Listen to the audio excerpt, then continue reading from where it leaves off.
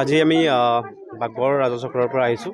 ইয়াতে আমি এটা কমপ্লেইন পাইছোঁ যে বালিকুৰি বজাৰত কেইটামান পৰিয়ালে অবৈধভাৱে মাটি দখল কৰি আছে আৰু সেই সম্পৰ্কত আমি আজি সৰজমিন তদন্ত কৰাৰ কাৰণে ইয়াত আহিছোঁ। আগতে আমাৰ ৰিপৰ্ট দিয়া গৈছিলে, তথাপিতো আকৌ এবাৰ ভালকৈ কিবা ৰৈ গৈছে নেকি বা কিবা লেপছ হৈছে নেকি সেইখিনি চোৱাৰ কাৰণে আজি ইয়াত আহিছোঁ। আহি পেলাই আমি বজাৰখিনি ঘূৰিলোঁ আৰু যিকেইটা দাগত অকণমান এনক্ৰচমেণ্ট আছে বুলি আমি গম পাইছোঁ যে 27, 28 বা এনেকুৱা সেইখিনি বস্তু চালোঁ। লগতে যিখিনি ওচৰত যিখিনি দাগ আছিলে আপ টু 35, 31, 32 গোটেইখিনি 33 গোটেইখিনি চালোঁ। চাই পেলাই আমি অকণমান আইডিয়া এটা কৰিব পাৰিছোঁ।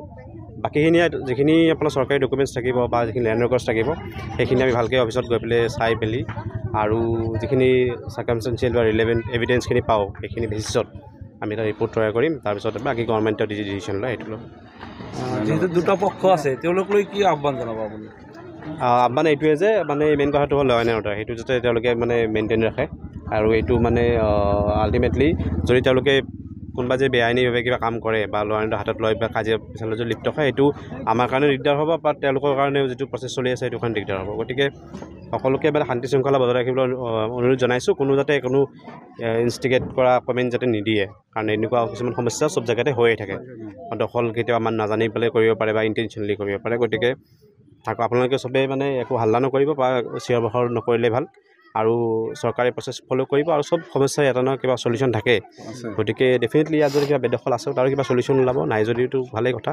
সেইখিনি আমি ভালকৈ জনাম বাৰু পিছত ৰিপৰ্ট। তাৰমানে আজি 2 দিনমান আগত যিহেতু মন্ডা ব্লকৰ বিডিঅ' ছাৰে আহিছিল, বিডিঅ' ছাৰে চাই গৈছে যে ইয়াতে আমাৰ বস্তিবাৰী হয়, তদন্ত কৰি গৈছে বিডিঅ' ছাৰে। কিন্তু আজিও আমাৰ SDC ছাৰে আহিছে, SDC ছাৰে চাই গৈছে আমাৰ ইয়াতে বস্তিবাৰী। আমাৰ আজি 70, 80, 90 বছৰ হ'ল আমি ইয়াতে থাকি আছোঁ। আমাৰ SDC ছাৰেও চাই গৈছে, লগত মণ্ডল গাঁওবুঢ়া চব আহিছিল, এহেঁতেও চাই গৈছে। এইটোৱে আমি চৰকাৰৰ ওচৰত বিচাৰোঁ যে চৰকাৰে বস্তুটো তদন্ত কৰি আমাক ন্যায় দিব লাগে। আৰু আমাৰ থাকিবলৈ কোনো জেগাত মাটি নাই।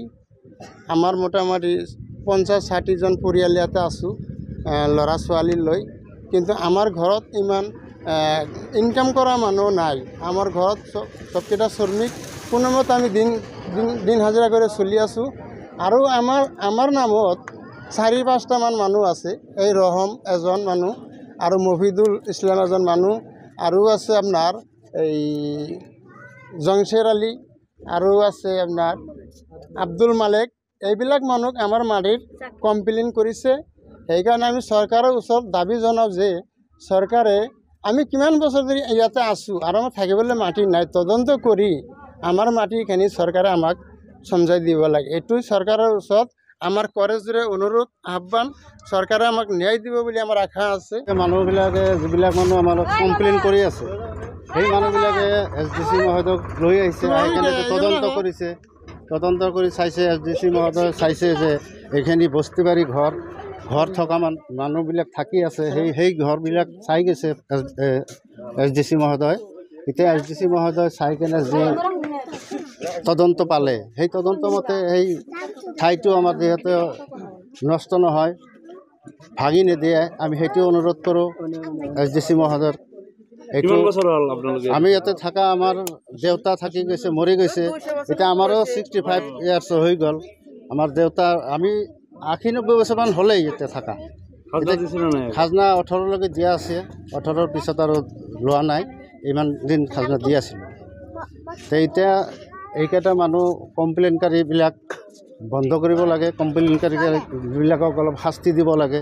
কিহৰ কাৰণে কৰি আছে আমিতো এইবিলাক তাহাঁতক কোনো খালা মাঞ্চত কৈ গালিও দিয়া নাই। পইচা খোজে, পইচা দিয়া নাই। পইচা নিদিলে তাৰমানে সিহঁতক উচ্ছেদ কৰি দিব, উচ্ছেদ কৰি দি কেনে আমাক খালী কৰি কেনে বজাৰ বহাব, সেইবিলাক কৈ থাকে। বজাৰৰ মাটি পইচা বিচাৰে। আপোনালোকে কি বিচাৰে? আমি বিচাৰি আছোঁ যে আমি ন্যায়টো আমি চাই আছোঁ। আমি আজি 70-80 বছৰৰ ওপৰত হ'লে থাকা সেই বস্তুবাৰী ভাঙি কেনে যদি এটা বজাৰ বনায়, সেইটো মানুহ কেনেকৈ হ'ব? এতিয়া সিহঁতেতো সেইটোৱে চাই আছে।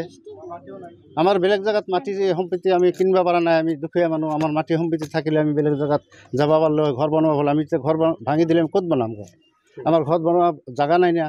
যিকোনো খবৰৰ বাবে যোগাযোগ কৰক 7099 1730 অথবা 7099017000